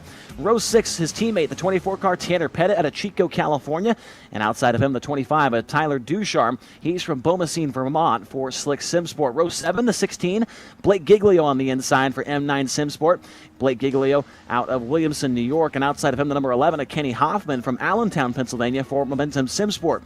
Row 8, the 13 of Aiden Beerline for Team ABR Setup Shop out of Woodford, Virginia, and outside of him, the 22 out of Findlay, Ohio. That is Bryce Lucius in 22 for Elite Performance Industries. And from the LCS, the 12 car, Alex Bergeron, the 3-time champ, the current points leader. We're going to have to do some math here to figure out where he needs to finish to win this championship, Tim, but the 12 car starts from the inside of row number 9. Outside of him is the number 9 of Tanner Miller for Scott Thomason Racing out of Pittsburgh, Pennsylvania. And your final 2 starters, the 1 of Mason Hannigan for Black Diamond Motorsports out of Pittsburgh, Indiana. And final start of the 14, J.D. Brown out of Bakersfield, California for Slick Sim Sport. And boy, oh boy, Tim, we couldn't ask for a better storyline as announcers, as race fans. Alex Bergeron, if he wants to win this championship, he's going to have to work for it. So follow me here. We were doing the math off air. I believe it's 19 points in between the top 2 as we get ready for this feature. 18 points the difference between 1st and 7th. So I believe if Alex Bergeron wants to lock this up unofficially, highly unofficial, would have to be top 7 in order to stay ahead of Tyler Schell in points. If it were to finish the way it is now, it'd be Tyler Schell's championship as Schell starts 2nd and Bergeron back in 17th. There is a lot to accomplish over 35 laps here this evening. We remind you, caution flag laps do not count. It's Aiden Forster trying to pick up a big win here to close off the season. Tyler Schell to the outside, 20 cars strong, 35 laps. It's round number 10 of the World of Outlaws CarQuest Auto Parts Sprint Car Series, powered by iRacing from the dirt track at Charlotte, and we are underway. Hayden Forster, what a start in the 20. Forster trying to join a group of rookies to win in their first season with the World of Outlaws CarQuest Auto Parts Sprint Car Series. He's got a long ways to do it. Tyler Shell sitting in the second spot. On the inside, in third is Kenny Miller. He pulls up alongside of Shell, takes the second spot down the front straightaway, tries to slot in line, can't do it. Shell drives around him. He's got the 5 of Braden Eiler right behind him as well, as Forster looks good up front, but the race well behind him is getting pretty intense, and the bottom of the racetrack looks strong right now, Tim. No rework after the qualifying sessions, and only 1 minute of happy hour for them to work it in the warm-up session. So plenty to talk about when it comes to this racetrack as Shell looks up and look at Alex Bergeron. Look at all those cars ahead of him. And he better start passing them now. He is way back there in about the 13th position. He's made up quite a few. He's gone by about 4 or 5 cars early, but like you said, he's got to be in the top 7 to lock this championship up. Working on the 25 of Ducharme, the 4 of Kaiser is back there as well, and Bergeron looking for his 4th series championship, the most of anybody in World Championship competition with the Sprint Car Series. Tyler Shell is now back up to second. He gets by Kenny Miller, and it looks like the top of the racetrack is starting to become the place to be here. There's the battle up in front for position number 2. Kenny Miller trying to get back by Tyler Shell and Braden Eiler in the 5, trying to make something happen. James Eden's also a part of this battle as well, just in behind as he battles with Logan Rumsey for position number 5, and Miller up the hill. Shell drives it back down the hill. He'll pick up second. And Bergeron not making any friends towards the front of the field. He got into the side of Tyler Ducharme, put him into the wall, and got by for the 11th spot. Now working on Dylan Yeager down the front straight for the top 10 position. There is the live points as they run right now. Tyler Shell would be the champion by just 5 markers, but Bergeron just made a pass. He's now into the top 10. He's still got to get by more cars, though, Tim. He's got to get by at least, 3 more if he wants to lock this thing up. So as you get farther forward, though, the cars get tougher to pass. He's got Tucker, he's got Pettit, and he's got Timothy Smith up the road. Yeah, Bergeron's got to get by at least these 2 and hope the points fall the way they will, and Shell... If Shell's catching the lead. Yeah, Shell is catching your race leader quickly now, and if he can do that and win this race here tonight and the championship, it would be an unfathomable achievement here. Tyler Shell in the past has never been good here at Charlotte. His best finish, only a 6th. His other one was an 8th place run. And also, Tyler Shell has not led a single lap all season long in feature competition. And if he did it here tonight, wow, that would be impressive. What a storyline that would be, but you saw all that traffic around Alex Bergeron. Those passes get tougher as you come towards the front of the field, and Bergeron's got one in front of him, and Tanner Pettit, and Pettit's fighting for to try to get into the top 15 in points, so those 2 don't want to give each other an inch either. Those guys are not going to pull over and let Alex Bergeron go. There's no doubt about that. Now, Bergeron slides by 2 cars. He gets by Pettit. He gets by Tucker. What a move right there from the 12 car, and puts himself in the championship lead, as you can see on the right side of your screen. Pettit gets back by him, and that puts Shell back to the top spot in the championship. There's Beerline. That is the driver on the bubble. There are battles all over this racetrack. I don't think we have enough cameras to follow all these battles. Pettit back by Bergeron. Bergeron back to the inside. You're right on board with the 12. There, he's made some really aggressive moves here. Whoa, and there goes Kendall Tucker to get by both of them off of turn number 4. Man, Bergeron is not letting this one go easily. Here comes Pettit back to the inside. These guys are throwing Hail Marys at the championship points leader now as they work back into 3 by 1 point. Now there goes Tucker back to the inside. Holy cow, this is a heavyweight title fight down in the turn 1. And you see those live points changing with every position, every slider, every move. Bergeron good by 1 unofficially right now, and it looks like he's got the line to try to get back up here and get Tucker. He'll do so. It'll go back in the favor of Bergeron. Pettit gets by. It goes back the other way. Bergeron, it's going to be hard to follow over on your right-hand side. And this is the best battle of all time for the 7th position. Now 3 wide down the front straightaway. Bergeron, the meat and the sandwich. They get sorted back out into turn number 1. Pettit takes the spot back. Bergeron back to the inside. What does Kendall Tucker do? He fires a slider down on the inside. Nearly got into the tractor tire, and they both go by Bergeron. Now Shell back to the championship lead. Holy cow. Can you write a better script than this off of turn number 2 and down the back straightaway? And Tyler Shell just minding his P's and Q's up there. Oh, by the way, Braden Eiler right behind him now for position number 3. And Forster don't discount what the rookie's doing up in front. He's doing a great job leading this field. Yeah, I mean, obviously this is not the best night to be leading the championship race when it is hot and heavy like this, but Forster is doing an incredible job. Oh, Bergeron just parked it on the nose of Kendall Tucker off of turn number 4, and I don't think Tucker's going to be happy about it, but the caution is out. The yellow is out on lap number 22, as right as I said that, Bergeron threw a slider on Kendall Tucker and parked it on the nose so the 00 could not cross him up, and that was a perfect move from the 3-time champion. But wowzers, that caution, it was much needed to catch our breath there, and I'm sure the drivers were hoping for a yellow as well, because it was getting intense at the front. It was getting intense for that race for 7th as well. There is a lot going on this racetrack when it comes to this championship battle, when it comes to relegation, when it comes to the race win. I don't remember a finale more recent that we've seen so many different storylines and drivers coming through the field and the action that we've had. And we get one small opportunity to catch our breath under this caution flag, and we'll take a look at the CarQuest replay to see what brought it out. 3 wide, there's J.D. Brown to the inside of Kaiser.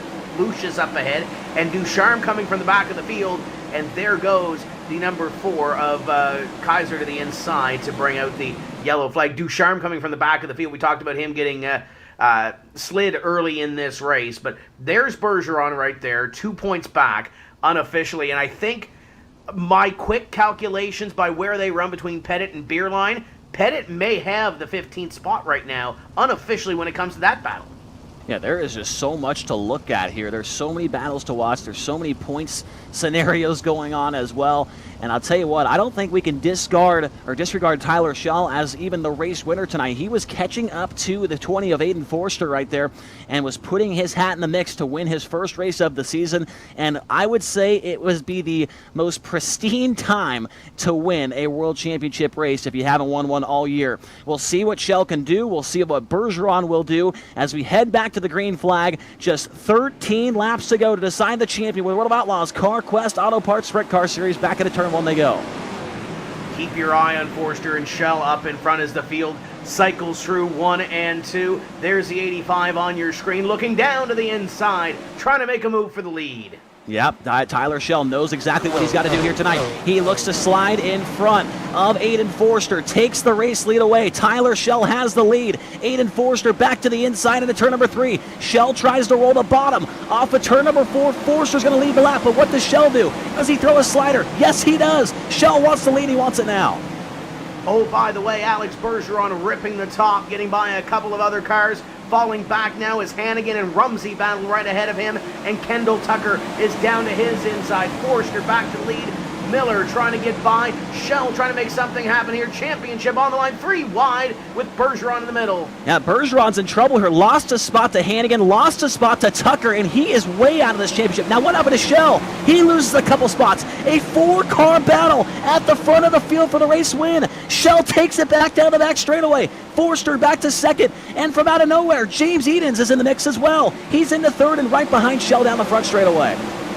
Kenny Miller was up in front for a while as well through this shuffle. It's Tyler Schell leading to the outside. Goes Forster. He can't get the run there. He's going to try it this time by through the corner. Miller to the inside of Edens, and Bergeron hasn't been able to push past him. You cannot make this up. Tyler Schell doing exactly what he needs to do here tonight. Has not led a lap all season long, has not gotten a victory, and he is pulling away with the lead. 6 laps to go. He is a couple laps away from his first career championship with the World of Outlaws CarQuest Auto Parts Sprint Car Series. Bergeron, it's by Rumsey, but he's got to get by more cars if he wants to be the 4-time champ. He needs a couple more positions, and they are a little ways up the road. You see the battle for the lead, the 20 of Forster trying to get to the outside. Edens almost gets in to his corner, to the inside. Forster goes to the outside. Tyler Schell up in front, and Bergeron has fallen back a little bit here, I believe. The pace has gone off the number 12 car. They are all pulling away from him. He's in the 10th spot, but 9th ahead are all running better lap times. Bergeron losing time. 2 to go, 3 to go this time by, and Schell is out to a 3-car length lead over James Edens. Can it happen here tonight at the dirt track at Charlotte? Do you believe in miracles? Tyler Schell, 2 to go this time by the line. Alex Bergeron needs to get aggressive like he was early in this race, but he might not have enough car left to do so. He may see the championship driving away from him. Tyler Schell in front of this field, and James Eaton's, where did he come from? They'll come to the white flag this time. Final lap around the dirt track at Charlotte, and Tyler Schell leads this one. Eaton's up the hill, trying to take the win away, gets into the wall, working through corners number 3 and 4. The season finale for the sprint cars. Oh boy, Eaton's up on the outside. He's not going to get there. Tyler Schell is going to victory lane. Alex Bergeron finishes in 10th. And I believe, unofficially, it's going to be Tyler Schell picking up the championship. Tyler Schell is the 2023 World of Outlaws CarQuest Auto Parts Sprint Car Series, winning his one and only race of the season on the final race by 1/100th of a second. A photo finish over James Eaton's. Can you believe it? I don't think anybody had Tyler Schell on their bingo card to win this championship here tonight. 23 points was the gap, and he wins it by 8. Bergeron drives from 17th to 10th, but it is not enough. Tyler Schell is the champion in 2023.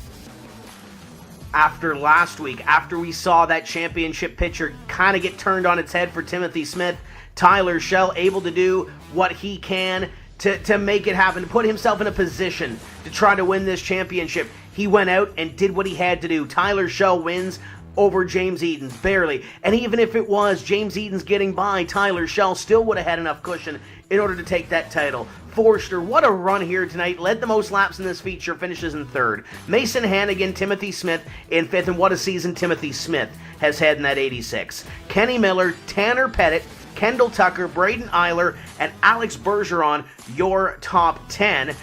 Looking back, 11th on back, Rumsey, Beerline, Giglio, Miller, Lucius, Yeager, Ducharme, Brown, Hoffman, Kaiser, your field. And while we talk about the championship, we're going to get the calculators out and see what we've got going on there for that bubble position or that transfer into the top 15 for next season, Chase, because that is close too. My goodness, I just cannot remember, like you said earlier, Tim, I cannot remember a championship that was this intense in the final race. Last year, it was Cameron Merriman, the surprise championship winner over Alex Bergeron by a slim margin that night. And here today, it is Tyler Schell by 8 points. He beats the 3-time champ, probably the GOAT of World of Outlaws CarQuest Sprint Car Series action on iRacing, Alex Bergeron. 8 points. Unbelievable stuff here tonight from the driver out of Millersburg, Pennsylvania for Elbows Up Sim Sport, the number 85. And Tyler, it looks like you are almost sweating right now, man. You held on for the win. You do exactly what you need to do here tonight, and you are the 2023 World of Outlaws CarQuest Sprint Car Series champion. Yeah, can you hear me? We hear you. Wow. Yeah, I'm sweating. It's like, I would say whenever February was, I didn't think I had a shot at all. It's pretty down low, but just like to thank my teammates and stuff for picking me back up and pushing through. And wow, I can't believe it. Man, we were looking at the stats heading into the night. Your best finish here was a 6th, then an 8th, and then some other bad finishes along the way. And all the way through the season, you had not led a lap in feature action. You had no wins. And what happened here tonight to, erase all those stats, get a win at Charlotte, lead laps, and get a win the final race of the year exactly when you needed it?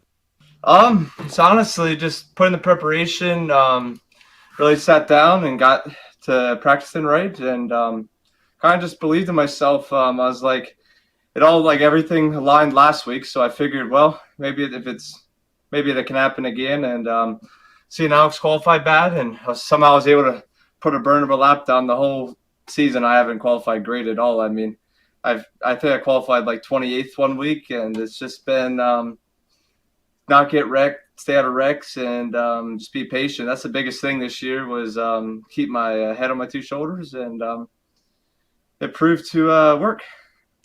Well, $10,000 heading your way. You're going to the Dirt Car Nationals at Volusia Speedway Park here in about 2 weeks. I've been watching you for a long time here on this Pro Series. I'm excited to meet you down there and introduce you as the champion at the Dirt Car Nationals. Congratulations, Tyler. I know you got some people you'd like to thank. This is a huge moment for you.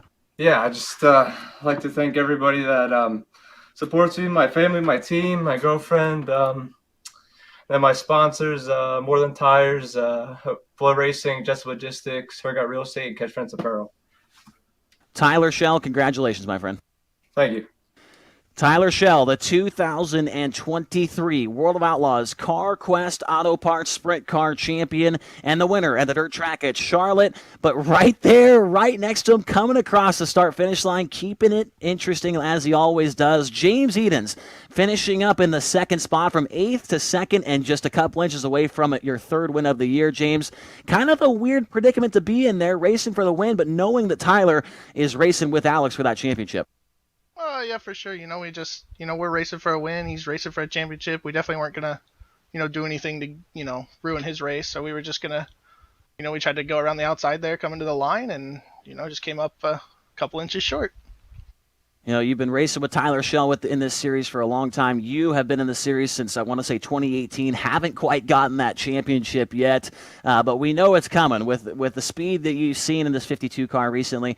How cool is it to see, a guy like Tyler Shell get the championship? I know you would like to win it, but I know you guys are decent friends. You guys have raced with each other a lot in the past. What's that like, seeing him get the championship? Well, it's always awesome to see someone, someone new get a win and, come home with a championship for sure. It's just, we haven't had the luck we need. I think we got 5 podiums this year and we had 5 wreck race cars. So, maybe next year. James Eden's definitely going to be a factor for the championship when it comes to 2024. James, nice job tonight. Thank you. P2 for the number 52 car here this evening in the feature event by just .016 at the finish line. Great stuff there. And, well, Tim, I'm almost out of words. 8 points between Tyler Shell and Alex Burr. What a point swing. 31-point swing in the final race of the year. Shell nearly with the clean sweep. Second quick in qualifying, won his heat race, and won the feature event. You really couldn't do it much better than that. And we were following that battle up in front, but you look at a 14-point swing for 15. Tanner Pettit locks himself in. Aiden Beerline has 2 really rough weeks at the end of the year. Finds himself 6 points out of locking into this series for next season. Logan Rumsey, Dylan Yeager just on the outside as well. And then we talked about Adam Elby. Bryce Lucius getting into the top 20, but the top 20 doesn't really get you anything when it comes to this series. You're going to have to work your way in through the qualification system for next year. But you look at the top 15, that top 15 is stout, led by Tyler Shell. Final thoughts on this season, Chase. What a year. What a points battle. This has been absolutely epic, and can't wait to see Tyler Shell on the stage in a couple of weeks. Yeah, this was one, I'm shaking right now, Tim. That was one that I will never forget. I know we're talking about virtual race cars. We're talking about a simulation. We're not talking about real life stuff. We're talking about real life money, real life prizes, real life drivers, doing it in sim. But wow, if you are a fan of racing, there is no way you did not like the finale tonight with the World of Outlaws CarQuest Auto Parts Sprint Car Series. And all season long, it seemed like we had phenomenal racing, phenomenal finishes, surprise winners. It's been fun all year long.